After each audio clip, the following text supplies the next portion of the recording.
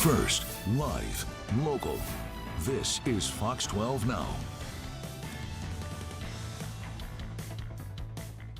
Hello and welcome to Fox 12 Now. I'm Greg Nibbler. As always, I say it every time, but I do appreciate all of you joining us. We are live streaming on our website, our apps, and of course on Facebook and YouTube. So lots of places to find this show and lots of places that you can also share this content afterwards and go back and watch the segments that we get to have here. We cover a wide range of topics, but now we're talking about something coming up this weekend, and that is the North American Cup, the March version for USA Fencing. So we're going to be discussing all of that, how the whole entire organization works. We're going to talk about fencing, and we've got three experts joining us here today. So we've got a full house and really happy to have them all here. So let's just introduce everybody. We've got Phil Andrews, who is the CEO of USA Fencing, and we've got Tara De La Rosa, who is the executive director of the Oregon Fencing Alliance, and we have a fencer with us. We have Siobhan Sullivan, who's going to be joining us as well to talk all about that. So thank you to all three of you for being here.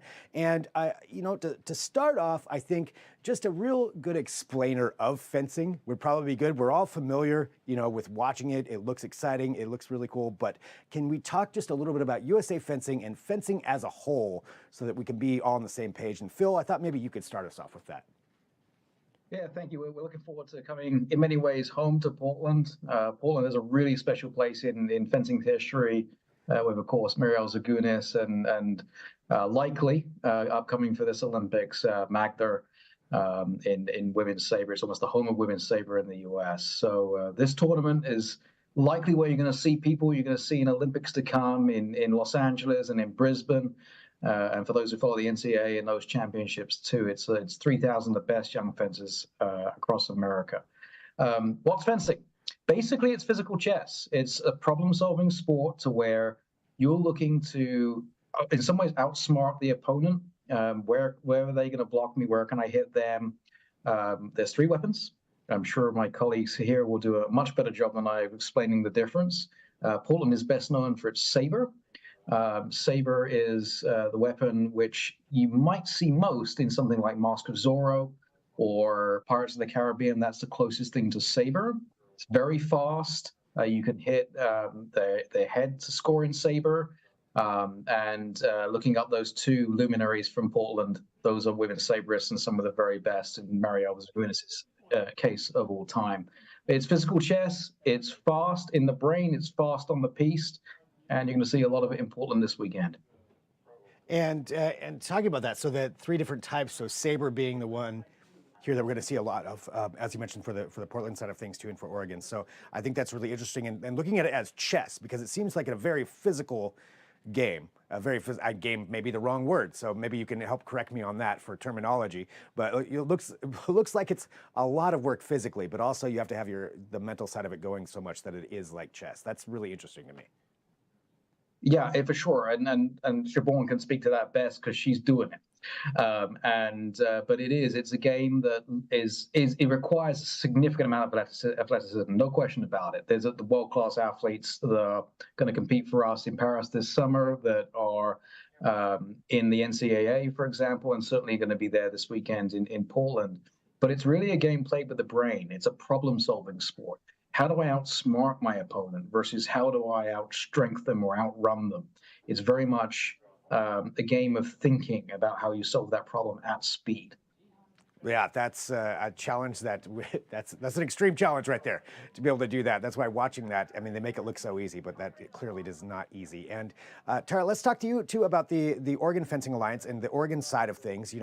As Phil mentioned, it is so huge here, and I guess let's maybe we can start from the beginning there, explaining your organization and why fencing is so big here in the Northwest.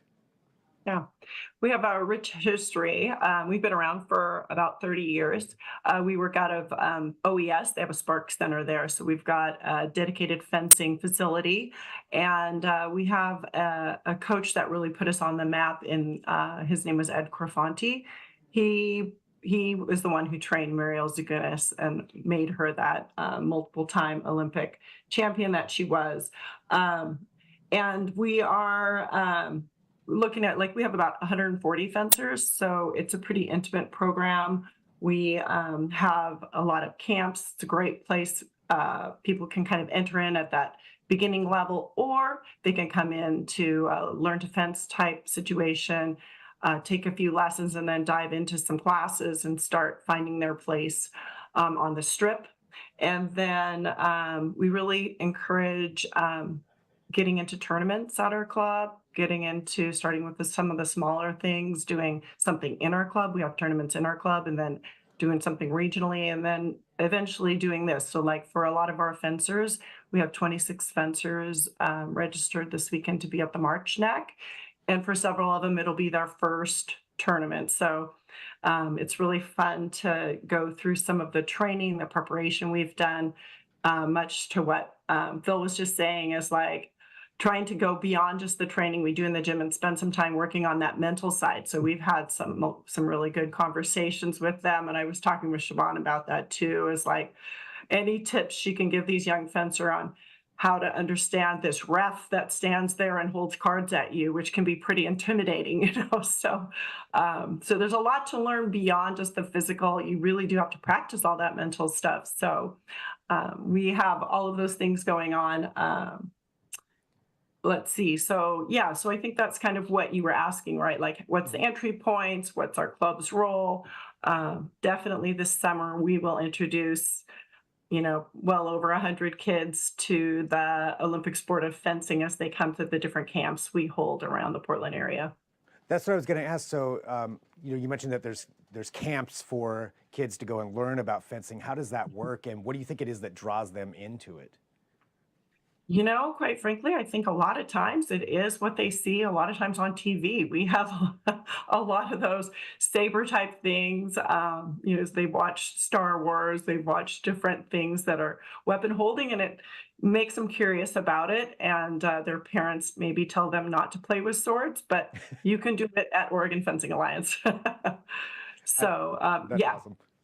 That's awesome. That is, I mean, I have to admit, as a kid, it's watching lightsaber battles that made me, really interested in it with Star Wars. But then now that you get to actually go do that, and not lightsaber battles, but, as far as getting the interest into saber battles and fencing. And Siobhan, let me ask you a question, like for you, what was it that drew you into fencing to begin with? Because I know you've been doing it for a long time. Yeah, it was actually, I started off at a camp hosted by Oregon Fencing Alliance, and we went to this camp because we heard about this amazing, double gold medal fencer named Mariel Zagunis, and her club just happened to be 15 minutes away from my house. So I got really lucky with that. Nice. And so you knew you got to go to see one of the best, the best in the world, hands down. Multiple time Olympian. But then once you got there and you started experiencing it, what was it about it that really wanted you to keep going at this? I really think it's not only the coaches, but also like the teammates and the environment that they have there. They really push you to do and try your best, because even if it's not like the best that you want to be at the time, like you will get better and you will progress if you put in that effort. And for you and your peers, I guess in your age group, what is it about fencing that makes it such a unique sport to be a part of? That's a really good question. I think that it's probably many aspects, but traveling, you get to meet many new friends while fencing. You get to see many new places and just kind of fight your hardest, and again try to be better, try to like get points and like start increasing your ranking. And also it also helps with college too. That's another thing. For sure. Yeah, I bet that looks pretty good on a resume when it comes down to that. Well, for you mentioned getting to travel and meet other people. Is there a lot of camaraderie when it comes to your fellow competitors, or is it more business is at hand and I want to beat you? Yeah, I think definitely on the strip, there's competition. Like as my coach says, it's like pit bull versus pit bull, You're gonna fight, you're gonna try your hardest. But off the strip, we leave it there and then we're friends again and we just get to have a really good time. Phil, and maybe this is a question for you or whoever wants to take this too. How is the sport growing over, say, the last several years? I mean, obviously we have success stories like Merrill, but is USA fencing growing as a whole? So we're actually one of the fastest growing sports in the country right now. No, pickleball is not an Olympic sport, so we can say we're the fastest growing Olympic sport. So, and certainly part of it is, the amazing success of people like Marielle, Lee Kiefer, and others across the country who can inspire not just young fencers, but particularly young women to take up fencing. That's really important. And in other ways, it's become a lot through the NCAA pipeline of the NCAA has become a really competitive place to do fencing, not just for the US, but from around the world. And you're seeing an expansion in that. So you're seeing really huge growth in the coastal cities, both West and East Coast. And to the point where we're seeing double-digit increases in our membership, and which is how national governing bodies generally measure participation, and in our competitions. In Canada, we removed a couple of events from this Portland event, thinking that it would reduce the size, and it's bigger than last year again. So it's a great problem to have when you're dealing with growth, and fencing has been growing. And to your point, it's Wednesday on Netflix last year, or a couple of years ago now, really helped us. Again, another interesting and popular series that featured our sport in what was closest to, guess what, women's saber. Guess where that's from? Portland, Oregon. So it's all those combination of things, and we're trying to really help grow that. People like Tara are going to be out in their cities using fencing and as a tool, especially during an Olympic year. We have something called the Fence Across America Tour. So we're going to be in cities across the US during the Olympics, putting sabers, epées, and foils into people's hands to see if they can become not just the next Marielle Zagunis, but the next Siobhan Slava. Then that's to a good point too, is how do people get involved in fencing? Because I think I was talking to you, before we even started. I grew up in a small town in Oregon, and I don't recall having an opportunity to get into fencing, but I may just not have been aware of it. So for somebody out there, for the young Siobhans out there, how do they go find and get involved in fencing? I can probably take that one. Yeah, I can take that. I probably take. Thankfully, I take at least 3 or 4 of these calls every day. Basically, you have to decide your path, and depending on your age. So young, all the way to, I think we just had a guy in his 70s that wanted to learn to fence. It was on his checklist, his bucket list. So we've got a program for that where you can take some private lessons to kind of get some of those basic skills down, and then we'll throw you into a class of your peers. For the young kids, the same kind of thing. They might need a couple of lessons to kind of get their footwork down and understand how to manage their weapon. And then we get them into the gear. They've got to wear quite a bit of gear. So you also have to learn how to wear that gear. And I think it's real accessible, and it's really fun for the beginners when they start.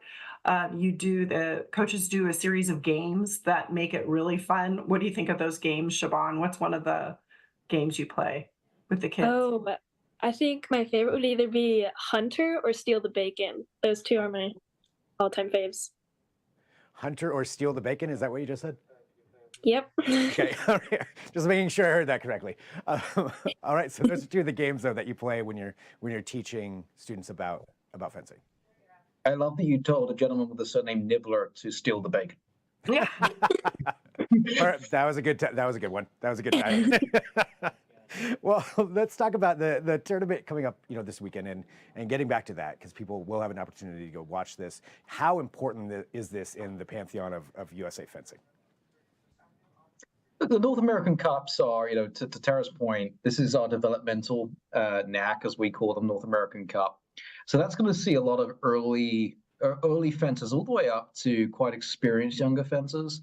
So everyone in this Knack is generally younger, and it's designed to be our most fun North American Cup, and a great opportunity, that first national level competition, the first one you might, in Portland's case, not travel to, but in the case of everyone else coming into Portland, those thousands of people who are going to be in PDX this coming week, it's for them, it's the first time they've been away from home with their coach and their parents and fenced in one of those tournaments. That's a really important skill to build, and over the course of the next few years, as they go through their journey as an athlete, NACs across the country will be part of that ecosystem, and that's where not so much at this Knack, but it gets them ready for those Knacks to where NCAA participation becomes important. They might start to win national team points in terms of going overseas as a cadet. That means under 17, or a junior. That means under 20, or even a senior, which means, our national team, the national team, if you will. So the Knack ecosystem is our national level circuit. This weekend is the opening gambit of that for many of these athletes, and the opening chance to have a chance at enjoying themselves as a national level athlete. And candidly, the goal of the March Knack is not really about who's the best in the country. It's about somebody going and enjoying their fencing. And that's what I hope to see this weekend more than anything else, is 3,000 people having a great time. Yeah, and it sounds like it. I mean, and just with the growth that you're talking about, and Siobhan, I think I have one more question for you, just to talk about this. And since we are going to see, a lot of younger fencers getting into this here this weekend, what would you say to young fencers out there is the most exciting thing about participating in fencing for you? I think the most exciting thing is getting on that strip and being able to see your opponent, have the referee, but also notice that your parents and your coaches are cheering there for you. And it may feel like a pretty big battle on the strip, but just like calming yourself and knowing that you can do it and people are rooting for you. And I would imagine that's something that can transfer over to other situations in life in general too, right? Yes, absolutely. Yeah, that confidence and being able to calm yourself in the middle of a battle and somebody's pointing a saber at you. Yeah, that would take some ability to calm yourself. So that's amazing. Well, anything else? I guess, Tara, just for you too, really quick, just to let everybody know, what's the best place they can go here in the Northwest, here in Oregon, to get in touch with you and the Alliance? Yeah, they should just email me at info@oregonfencing.com. If they have any questions, if they want to try and figure out how to get started in fencing, if they want a little bit more information about the Knack, I'm happy to share when our fencers will be there, when they'll see some amazing bouts, the different levels of competition, the different ages. And then we'll have a table there and a banner so they can come by and say hi. And I'll be hanging out there talking to people and telling them about the great Olympic sport of fencing. Fantastic. And it's all taking place at the Oregon Convention Center coming up here. So March 1st through 4th is when everybody can go out there and take a look at this and be a part of it and watch some of this fencing happen. So thank you to all three of you very much for joining us today. Really appreciate each of your input and perspectives on this. And I've already learned more about fencing, and now I definitely want to watch some more of it. So, Greg, you've got to get yourself to Oregon Fencing Alliance. That's your challenge. I think I do. Yeah, it'll take some practice. It'll take a lot of practice for me. So maybe not something we want to show on television, but nonetheless. But all right. Well, thank you all three of you. Really appreciate you being here on Fox 12 Now. Thanks, Greg. All right, and for everybody who's watching as well, just as we wrap up this segment, I want to remind you that this is Fox 12 Now. We live stream here every weekday starting at 1 p.m. Pacific. And like I said, we cover a wide range of topics. So really interesting one right here that we were just learning about. Coming up at 1:30 p.m., we're going to talk to a local filmmaker who has a film that's going to be debuting, actually premiering here in Portland ahead of a very busy festival schedule and potential awards coming up. So this is going to be a good conversation. We've got them joining us at 1:30 p.m. So tune back in on whatever platform you're watching. You can join me then. Of course, I do recommend downloading the Fox 12 Oregon app or heading to the website. Those are two great places to watch us live and also go back and watch the segments afterward and share them as well. But thanks for joining us. We'll sign off for right now. I'm Greg Nibbler. This is Fox 12 Now.